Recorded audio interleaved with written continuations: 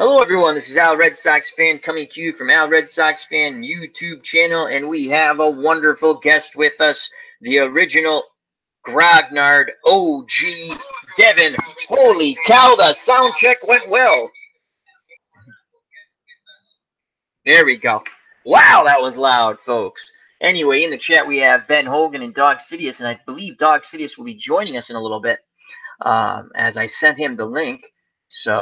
And tonight what we're going to be talking about, as we did with Ron Juckett, we're going to have someone on that's a friend of the channel. And remember, tomorrow's the big day. We're going to be on Dog Sidious's channel, myself, Dog Sidious, obviously, Chris from Stratomatic, Delaware, and our wonderful good friend Devin, OG, will be in the house with us. And Devin, the floor is yours. Tell us about your channel and the wonderful things you do on there. Oh, but first, congrats on 1,000 subscribers. Hats off to you, my good friend. And if you haven't subscribed to the original Grognard yet, please do. The floor is yours, my friend. Well, thank you, Al. I appreciate that. Anybody who's watching this, who knows me and has followed me for quite some time, knows a little bit about my history, how the channel started out. It started out as kind of a podcast. Well, not kind of. It was a podcast that I kind of piggybacked on a Flames of War podcast group that I was in 2 or 3 years ago. And we used to go wild with the podcast. I mean, there would be like 6 or 8 of us, and we go like 3-4 hours at a time, which is a little bit insane for a podcast. But, we did it every week anyway, or about once every week, once every other week. And I decided, hey, this isn't too hard. I can do this shit myself.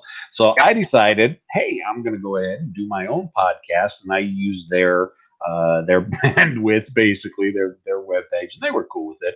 And I did about 20-25 episodes with it, and I wanted to show a couple unboxing I was doing for some games, because my descriptive techniques and talents are not the greatest. So it's like, you know what, it's just easier if I videotape this and then put it up. Took me a couple days to figure out how to exactly do that, but once I got it figured out, it's like, hey, this YouTube thing is actually kind of easy. And that's kind of where the channel was born, and I've been going for a couple, 3 years now. I don't even remember how long. It's been a while. Closing in on 200 episodes, and I just hit 1,000 subscribers. That's and awesome. It totally has blown my mind. I joke that when I first started doing the podcast thing, it's like, if I can get 50 people to listen to one of my episodes, that would be ecstatic and great. And then when I decided to do the video channel, it's like, you know what? If I can get 200 people subscribed to me, I'll be on top of the freaking world. Well, it's kind of snowballed and has exceeded even my wildest expectations. So, but it is the channel is the original Grognard. And it is a military, tactical, strategic, historical wargaming channel with some sports games thrown in. I've seen you do some sports games. There's Face to the Mat wrestling. I like professional wrestling. I have my own all-female wrestling league that I've kind of based off of the old POW and Glow. Glow, I remembered Glow. Oh my God, that was like Sylvester Stallone's mom ran that, I think. I think it was back in the 80s. Yep. I remember on Saturday nights, it would be 8 o'clock to 10 o'clock would be Kung Fu Theater. And they'd always show wild, crazy Kung Fu movies from Japan and China, the late 70s, early 80s type stuff. Drunken Master was one of my favorites. Exactly. All great stuff. Great stuff. If I could find half of those movies again, I'd be fine. And then from 10 to midnight was Elvira's House of Mystery. Oh, I liked Elvira for many reasons. Oh, yeah, for many reasons. And then from 10 to 1, I think POW was what it was first, and then eventually it morphed into Glow. But yeah, that was my Saturday nights. I mean, from 8 to like 1 or 2 o'clock in the morning. Yeah, I was just glued to the TV watching Kung Fu Theater, Elvira's House of Mystery, and POW and Glow, the powerful women of wrestling and gorgeous ladies of wrestling. I didn't really do too much of the WWE. I liked the storytelling, if you can call it storytelling, that POW and Glow had, but I just enjoyed the hell out of it. So I've got my own for Face to the Mat Wrestling from Play.com. Cool. I have my own female wrestling league, and I break them out every once in a while. And I also do football. I love football. Out of all sports, football is probably my favorite. Let me just interrupt you for 1 second, Devin. Ben Hogan in the chat says you should totally check out the Netflix Glow series. It's pretty cool if you I have actually Netflix. I actually have caught bits and pieces of it Cool. already. And there was a movie that they did. I just haven't sat down to, really dig into it. But yeah, I also enjoy football, but I also realize I suck at play calling. But As I long as you do. enjoy it, that's what's the fun of it. That's the thing, yeah. And so every once in a while, I'm trying to get through the hypothetical season for second season again from Play.com. I really like Play.com. The games are playable, and they're not I as was heavy looking as at Stratomatic. the Soccer Blast that Yep. Itinerary Hobbyist Todd has, and also Bleacher Bums Gaming and RNGIDP with Craig, because they had the 1977 Cosmos, and I was like, whoa, that's so cool. And if I do get a game from there, and I looked at the football game because I liked the way it played, just reading it, but I think I talked about it when I was playing my Fran Tarkinen game. It's a bit. If that's your game, I don't mean it, that it's pricey. If that's your game, I mean I have so many different games. I'm like, you know, and then the season I wanted was 1958, because of just the historical, the Johnny Unitas against the Giants and the big comeback, and they had a lot of. Look at those stats; they had some really fun teams in '58. Jim Brown rushed for over 1,500 yards, and the Giants beat the Browns 3 times that year, including a one game. If you won the division, there was like an East and a West, basically. If you won the East, you played the other. There's 2 divisions. They weren't. I mean, Baltimore was in the West, and they're not really in the West, but you know what I mean. There's 2 different Yeah. divisions. I don't even know if they're East and West, whatever they're called. So Baltimore won by 1 game over whoever, but there was like 4 teams with winning records, and then the Giants tied at 9-3 with. This is the oddity of that, Devin.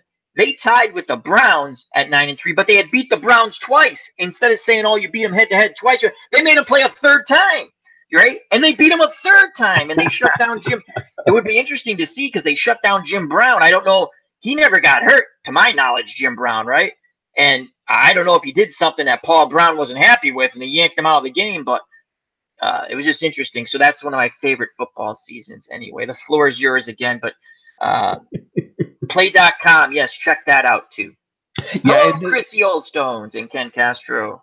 the systems that Keith does over at Play.com are not as deep and stat heavy as like Stratomatic or like the old what was the Avalon Hill one?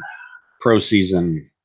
Oh, it was I played. It was had Billy Kilmer on the cover without without the logo because they had no rights to show the Washington Redskins logo. It was I played that. It was I was against my friend. My friend had that. He had Strat. I had Fran Tarkinen, and he had Bull Bound too. Yeah. And Dog Sidious has joined us.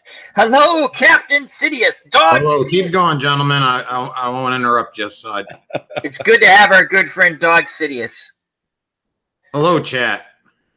So, and we have lots of nice people in the chat. Let me just read them off real quick. We have Chrissy Oldstone. Check out that wonderful channel. We have Ben Hogan. We have Fan D Saint. Check that out for entertainment. Movie and TV reviews, and Ken Castro. If you're watching, feel free to jump in the chat. And after OG's done, as I keep having a bad habit of interrupting him, we're going to read off the friends of the channel, and they're in the chat, friends of the channel, with their links to their page, and they're also on this page. Please check out, and I'm going to read them out after OG finishes. So continue, my good friend Devin. So, but anyways, yeah, the main focus of the channel is mainly what I call old school war games, the old Hex Encounter stuff. Yep. I started gaming in 1981 and have pretty much been doing it ever since. I like the old school stuff. Not saying that the new stuff isn't good. It's just I'm comfortable with the old stuff. And I've got a lot of the older games, and it's cheaper than me going out trying to buy new games every time I want to record something. So I just, plus, some of these games are 40 years old, and we're not going to They're have a new to record most of people. them. They might be new. They're new to most people, to be honest with you. Yeah, I mean, there just isn't that much of a record of them out there. I mean, I'll go looking. Usually, what I'll do before I start playing something is I will sit down and I'll try to see what other videos other people have done, so I don't, duplicate scenarios, duplicate playthroughs, or what have you. But some of these games, it's like the one I'm doing right now, East Front Tank Leader, Yep. From West End Games, 1980 something. I could only find one set of videos that someone else had done. And, that was it. So, as far as I know, my playthrough and the other guy's playthroughs, Are it. playthroughs that there are out there for it. So, and, us gamers are getting older. I mean, I consider myself young when it comes to a lot of the Hex Encounter gaming crew, because, when I first started playing, a lot of the guys I was playing against were 30, 40 years old, which puts them in, their 70s and 80s now. And these guys are dying off. And a lot of my peers, even, we're starting to lose people left and right. We're just not going to have a good record of these games around when. Well, you're doing You're doing a great job. Itinerary Hobbyist is doing a great job, and a couple other the channels. And because I don't go on those other two, a few other channels. I click by because I've seen the person like in the chat, and I'll go check their channel out. I don't remember their names, but yourself and your channel and Itinerary Hobbyist do a wonderful job. And let me just say again, remember to check us out tomorrow on Dog Sidious's channel. Myself, Dog.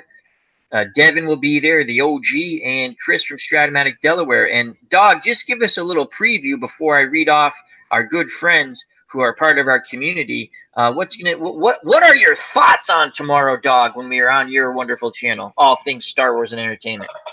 All right. Well, again, I'm Dog Sidious, folks. Most of you probably know me by now, and want to say real quickly to OG, congratulations on 1,000 subs.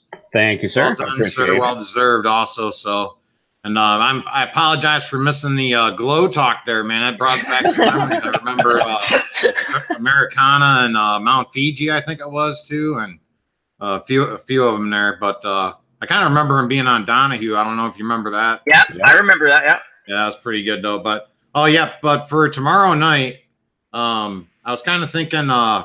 We probably start out and we probably catch up on what's going on with college football. Kind of what Chris is kind of doing his coach's corner over there, and we're trying to keep updated with the scores in the beginning of that. I'm going to briefly talk about some Star Wars news. I'll bring up some some really super, because there's no news. There's absolutely no news going on right now with Star Wars.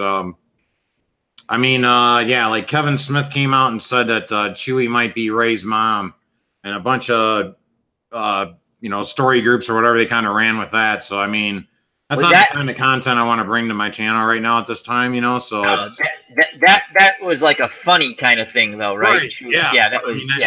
The news is so dry right now that like all these folks that used to have news, for me to kind of talk about, that was like their news. And so yeah, I mean, we can. I mean, if we wanted to talk about that all night, I doubt that.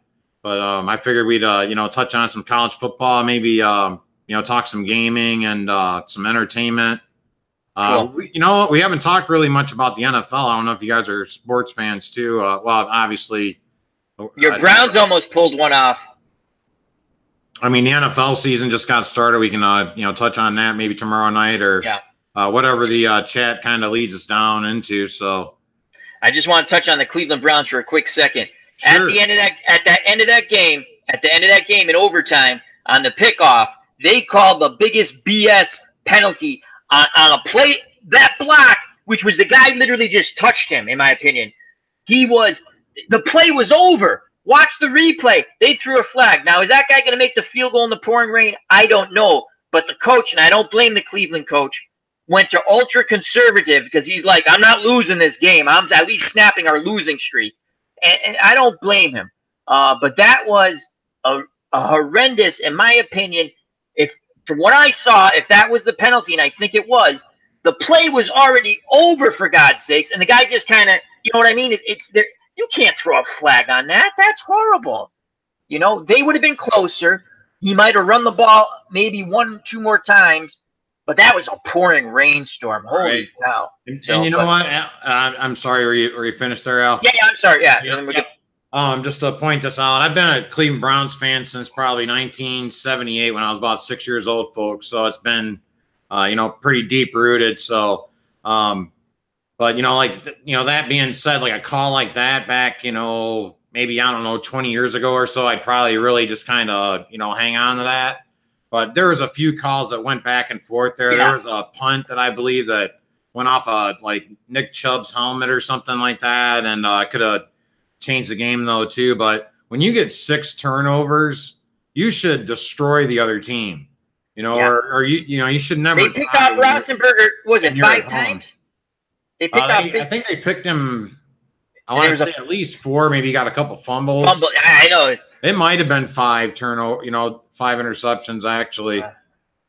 Yeah, I think you might be right, Al. It might have been like, it might have been 5 sticks in my head, but as OG knows, I'm wrong plenty of times. He had 1 turnover to their 6, right? I mean, pretty much in the history of the NFL or any football game for that matter, usually the team that has the most turnovers wins the football game. Yeah. Yep. I mean, I'd say 3 out of 4 times at least. Yeah, I think the odds are quite. I think that would be like 6-1, and you still tie at home. There's no excuse for that. So, it's a bad call that went that way. The Myles Garrett sack, that earlier led to another touchdown. But they did show a lot of life in that game against their heated rival. So I was happy for them. I guess, just like I say, you're only as good as your next opponent, really, right? So we'll see what happens. We'll see. Tough game in New Orleans. Because, is New Orleans going to lose 2 in a row at home? So, and especially, and the Browns have never lost the 1999. Well, since they've returned since 1999, they haven't lost a game in New Orleans. That's like their only, trophy they can hang, I guess, if you will. Well, we'll see on Sunday. All right. Franchise. Now we're just going to quickly go before we start our wonderful chat with the original Grognard, and we're going to talk a little military sim gaming, and I have some. It's going to be a little bit of a history lesson, folks, and other things too. But I really want to talk some history with the original Grognard. But remember to check out our good friends of the channel, original Grognard, link provided on the page and in the chat. Dog Sidious, an original Grognard military sim and some sports simming. Dog Sidious, all things Star Wars and entertainment. Again, links provided in the chat and on the page. Ron Juckett, Retro Sports. Okay. The former Broke Black Man 94. Fan D Saint. That's what I'm going to call him. That's what we're calling him. Check out that wonderful recap and review channel. Good friend of mine. JD, another wonderful channel. Game of Thrones. He's also an author. And there he is. T-Dub. What's blazing in sports for all your boxing needs? Join in on those chats. You might be lucky enough to talk to his son, the little man.